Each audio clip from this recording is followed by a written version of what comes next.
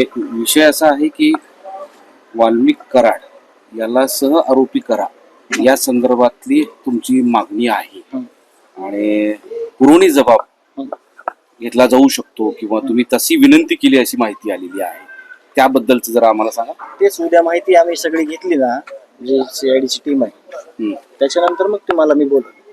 कारण अर्धवट माहितीला तुम्हाला जर मी बोललो तर मग आजचं माझं बोलणं चुकीचं. नाही तुमची थांबा ना, तुमची पोलिसांकडे या सगळ्या सिस्टीमकडे काय मागणी आहे पुरवणी जबाबाबद्दल? ते आम्ही उद्या ज्यावेळेस आम्हाला कळलं ना सगळं, म्हणजे आता त्यांच्यावर पण काही गोष्टी कसं असते, आपण आता लगेच म्हणलो सगळं की मग सगळं आपल्याला मटेरियल पोहोचू शकत नाही, त्यांचा पण आपल्याला विचार करावा लागतो. तर त्याच्यामुळं उद्या आम्हाला ज्यावेळेस सगळी माहिती कळत, आज पण मी इथं स्वतःहून आलोय, उद्या पण मी तिथं जाणार आहे, मला बोलवलंय उद्या. माहिती घेऊन मी तुम्हाला सविस्तर सगळ्यांना बोललो. तुम्हाला सगळ्या पत्रकार बंधूंना माहिती आहे, मी पहिल्या दिवशीपासून तुमच्या दूर कुठेही गेलेलो नाही, तुमच्या समोर आहे. आणि जे आहे ज्या गोष्टी आहेत एक गोष्ट आहे की तुम्ही तुमचा आग्रह आहे, तुमची विनंती आहे पोलिसांना, प्रशासनाला किंवा सह आरोपी करा म्हणून त्या संदर्भात जबाब द्यायला तुम्ही माझी एक विनंती आहे तुम्हाला सगळ्यांना, आणि तुम्ही म्हणजे गांभीर्यपूर्वक लक्षात घ्या.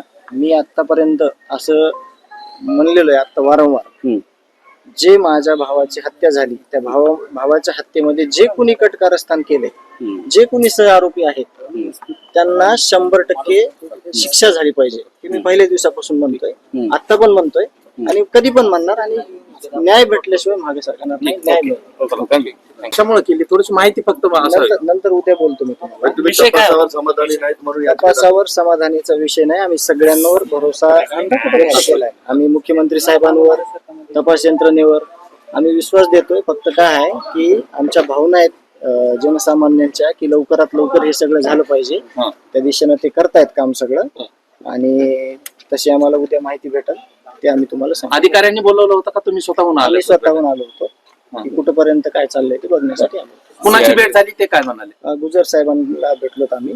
एक जास्त काही वेळ तुमच्या सोबतच आत्ताच आले ते, त्याच्यामुळे जास्त काही बोलणं झालं नाही. उद्या आम्ही भेटणार आहे सविस्तर. आरोपी महिलांना आणलेला आहे, त्या महिलांचं काय संबंध आहे, काय प्रकरण आहे, काय ते त्यांना माहिती. आता ते कोण आहेत? त्यांच्या पत्नी आहेत त्या, काय नाव? ज्योती जाधव. त्यांना अटक केलं का ताब्यात? नाही, त्यांचं चौकशी चालू आहे त्यांची.